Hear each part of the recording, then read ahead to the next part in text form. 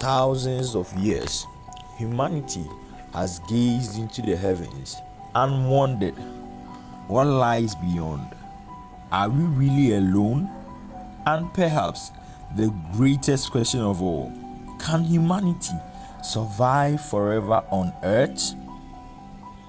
Today, some of the world's greatest minds believe that the answer is no.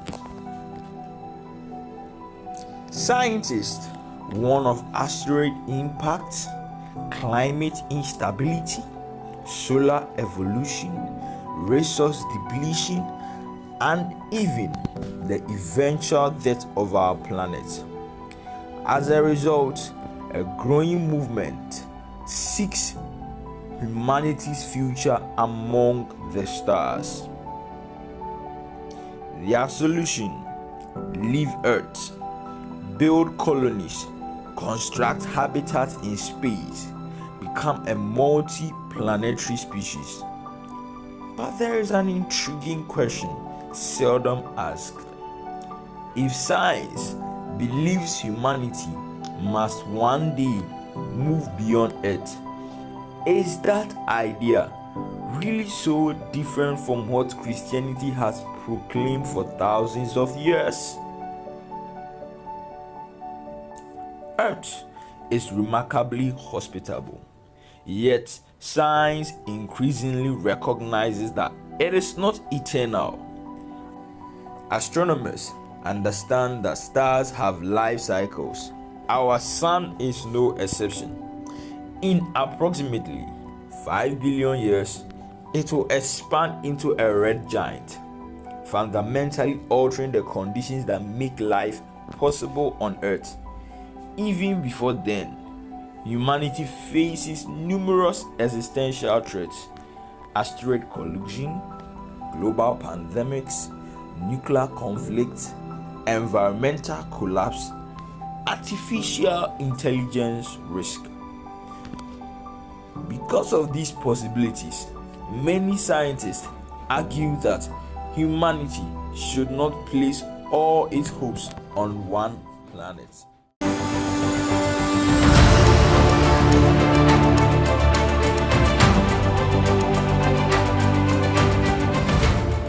Scaling through cycles and patterns of this world, one of the most easiest observations is that of human suffering. Particular trends of suffering bother around poverty, rapidity of sickness and disease even amongst the rich, and the constant victimization of the human race. Many have also come to accept death, sickness or suffering as another truth of life, obviously owing to the fact that none seems to be able to explain the mystery behind human suffering or mankind's basic problem. To know the answers to these questions and concerns, you need to have a copy of this material written by the highly esteemed man of God, Reverend Dr. Elliot Abraham, PhD. He sent his word. In this classic material, you will learn so much as you receive revelation to help you understand the fallen realm of this life and to live above it in the height of God as given to you in Christ for your inheritance. In the end, you will know and understand how to dominate this world by ruling your life with the Word of God. To get a copy of this material, kindly contact us via the details on your screen. God bless you.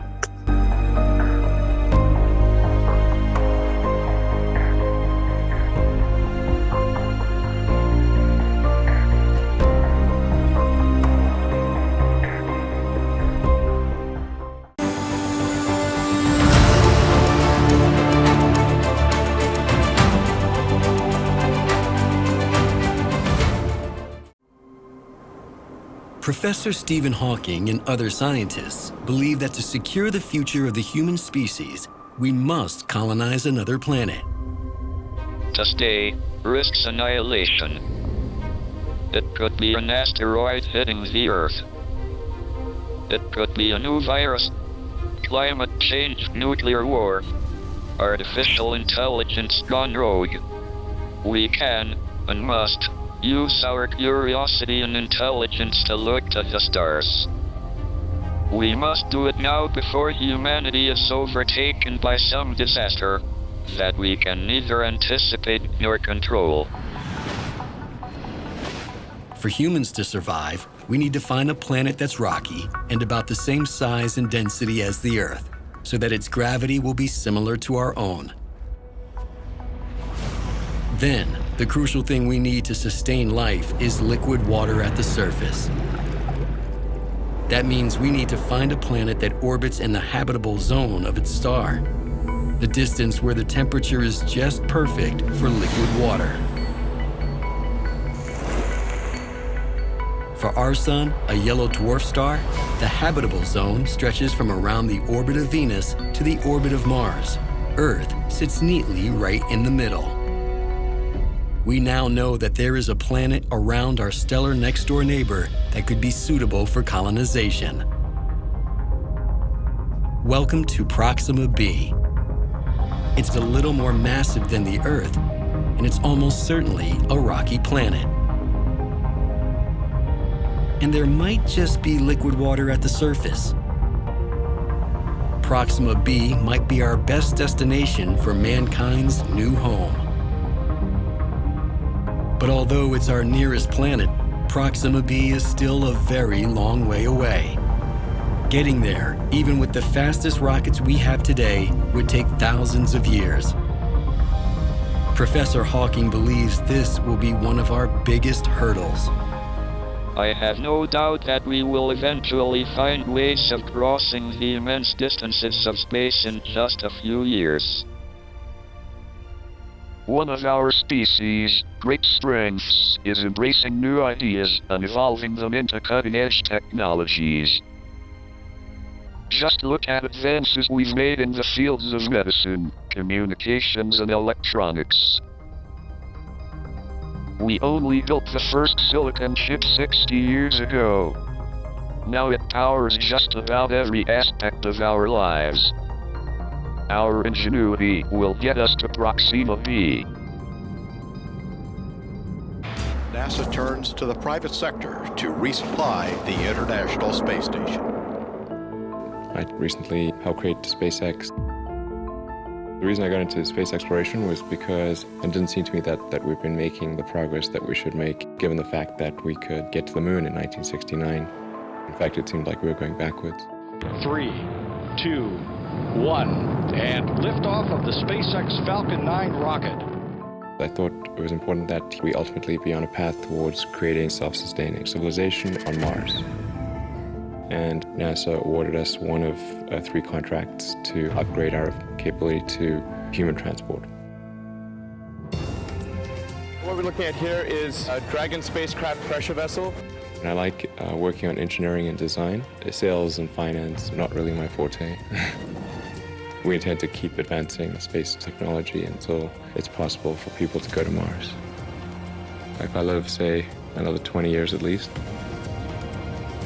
I think it'll probably happen. Are there other intelligences in the universe? Is the galaxy filled with civilized worlds, diverse and unimaginable, each flourishing with its own commerce and culture, befitting its separate circumstances? Or can it be that we are alone in the universe? That by some poignant and unfathomable joke, ours is the only civilization extant? Cornell University astronomer Dr. Carl Sagan presents that question in his book, Intelligent Life in the Universe. The question is intriguing. In your book, you suggest it is obvious that if there are civilizations on planets and other stars, they should, in general, be much more highly developed than our own. Now, what would lead you to that conclusion? On planets of other stars, there could very well be civilizations vastly in advance of ourselves, thousands, millions, hundreds of millions of years into our future. But any civilization which is hundreds of years into our past, only hundreds of years into our past, can't communicate with us at all. They don't have radio astronomy, they don't have a technical civilization at all. This can be put in more mathematical language, but the essential point is that nowhere in the galaxy is there likely to be a civilization that we can talk to that's as dumb as us. There are going to be civilizations very likely that are much dumber than us, but they can't communicate by radio. You believe there are a certain number, perhaps even a large number of planets in the galaxy which have highly developed technical societies. You suggest that the number of extant civilizations substantially in advance of our own in the galaxy today appears to be perhaps between 50,000 and 1 million. Why haven't these highly technological societies been in touch with us? Maybe a sign of their intelligence. If you ask what are the signs of intelligent life on Earth that are detectable over interstellar distances, there are only three. There's the dreary contents of television, and particularly in the North American continent. There is the high frequency or rock and roll end of the AM broadcast band, and there are the paranoid radar defense networks of the United States and the Soviet Union. Now, those are the only signs of intelligent life on Earth that you could detect over interstellar distances. So I would maintain that it is a sign of their intelligence that they haven't come here. If they came here, it would disprove their intelligence. Now, more seriously, there are large numbers of places to go. And if you imagine those technical civilizations that you mentioned sending out one space vehicle a year that goes to, say, several stars and comes back, you can ask, what is the average time between visits to this planet? And it's some immense period of time, thousands, tens of thousands of years. We can't expect to be, even under the circumstances you mentioned, even if interstellar spaceflight is possible, which is by no means clear, even if there are many technical civilizations, we can't expect to be visited every day. It's a much longer time scale. There are a lot of people who are uneasy about these possibilities. It is a kind of psychological touchstone. There are people who desperately want to believe that there are no beings anywhere else more advanced, more intelligent than ourselves, because it would be damaging to a kind of pride, a kind of human chauvinism. There are also people who desperately want to believe that there is intelligence everywhere else, regardless of what the evidence is. I think that both of these are kinds of psychological pitfalls to be avoided. My own feeling is that the subject is of the very greatest importance, well worth pursuing, and that the way you pursue it is to enter with no prejudices, to examine the facts seriously and dispassionately, and see where the truth lies. The dream of colonizing space is more than survival. It is hope. A hope that humanity can build something better. A new civilization, a new beginning.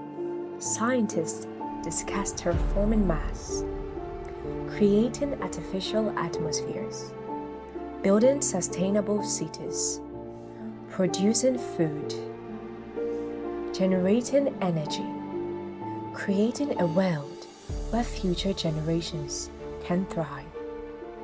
In many ways, these ambitions resemble humanity's oldest dreams, the desire to overcome death, the desire to escape catastrophe, the desire to begin again. Throughout history, people have searched for a better world. Some sought it through politics, others through technology, others through religion. Today, space colonization represents one of the most ambitious expressions of that search. Yet enormous challenges remain. Mars is not Earth. Its atmosphere is thin. Its temperatures are extreme.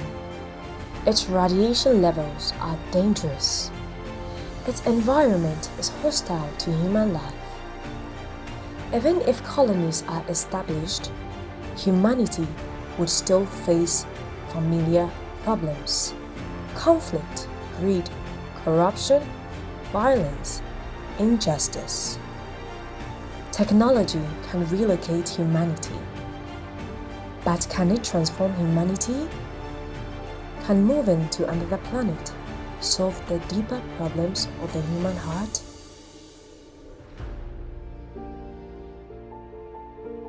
Science may change our environment, but can it change human nature? This question moves us from science into philosophy, and ultimately into theology. Long before rockets and space agencies existed, the Bible described a future beyond the present world.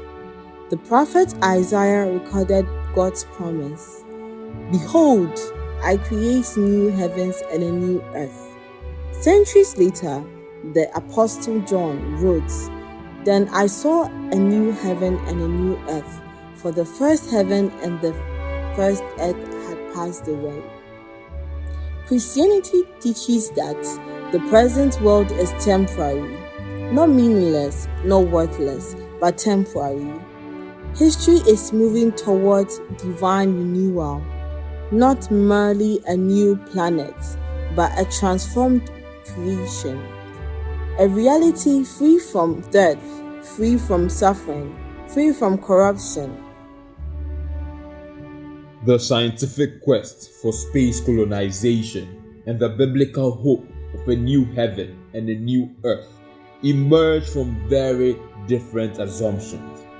Science relies upon observation and experimentation. Faith relies upon divine revelation. Yet, both begin with a similar recognition.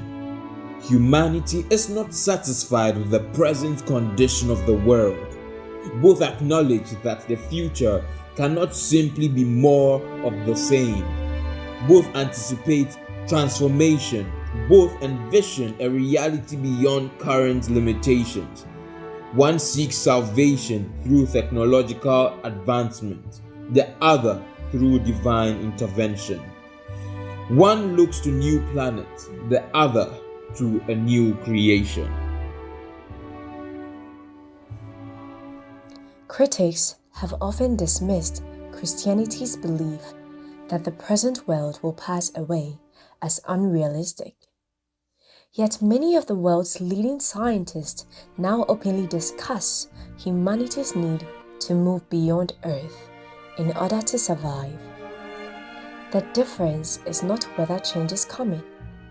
The difference is what kind of change humanity ultimately needs. Science asks, can we find another world? Christianity asks, can humanity itself be made new? As rockets rise toward the heavens, they reveal something profound about the human condition. We were never fully satisfied with this world. We long for something greater, something permanent, something beyond decay and death.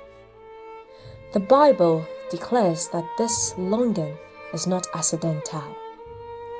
It is a signpost pointing toward humanity's ultimate destiny. Not merely a colony on another planet, but a new heaven and a new earth, a renewed creation where God dwells with humanity forever. And perhaps the greatest question is not whether we will reach the stars, but whether the stars themselves are pointing us toward something even greater.